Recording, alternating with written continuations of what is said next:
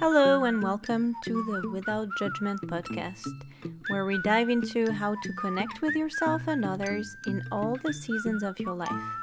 I'm Virginie, your host, and every month I'll bring you new insights about life coaching and how it can help you be present and have fun in your everyday life.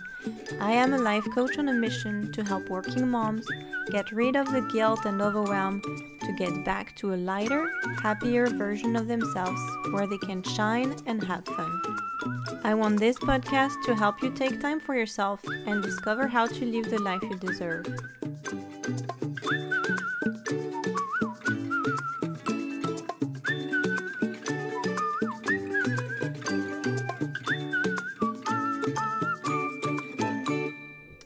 Hello everyone! We're on the last day of February and today is episode 6 of the podcast Without Judgment. Since in February I talked to you on social media and in my newsletter mostly about relationship, today I wanted to explore how human relationship feels so messy most of the time. And I wanted to tell you that it's quite common to feel like you are not the full master of your emotions because we tend to say, oh, but they did this, so they made me feel this way. Or, oh yeah, I only reacted this way because of whatever happened.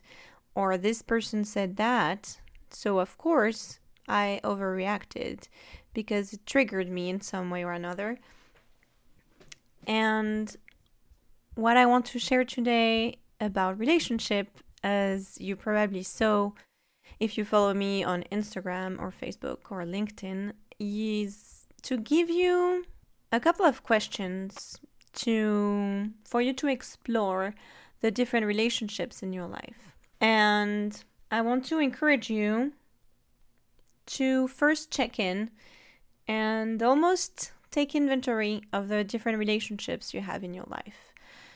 As I talked about in the past, you can see yourself wearing different hats, according to the different roles that you have in your life, including being the daughter, for me, of someone, or being the wife, or being the mom, or being the coach, or being, the colleague or the friend, whoever.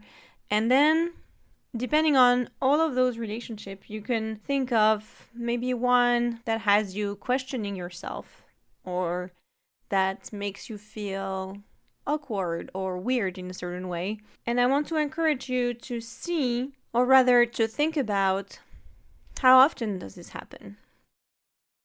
And I don't necessarily like to talk about toxic relationship, but I think it's also easy to stay in relationship, but because it's it's been there for so long, and we don't necessarily question, is this relationship what I'm looking for at the moment? So what I like to do is to try to remember my last interactions with that person and ask myself how I feel.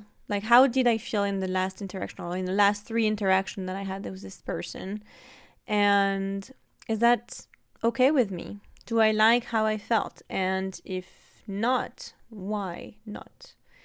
Is it because they are actually a very dear friend and they are maybe too honest with me and mirror something that I don't love about myself? Or is it rather that I felt maybe put down in some way and that I don't feel fully accepted for who I am when I'm in this relationship? So I just want to invite you to be curious and see how you felt first. Then what I like to look at is to think about how you showed up. And is it the way that you want to show up in this relationship? One of the easiest way where I really want, for example, to show up as my best self is with my kids. So in my parenting relationship, I often stop and often after something, an instance where I didn't show up exactly as I wanted to. And I'm trying to, again, be curious and look at what happened. Like, who said what was going on, what were, the circumstances of what happened, where were we busy, were we in the middle of something else? And I'm just trying to understand how I showed up and why I think that is. And that's a learning moment for myself. So I like to do that with my kids too, actually.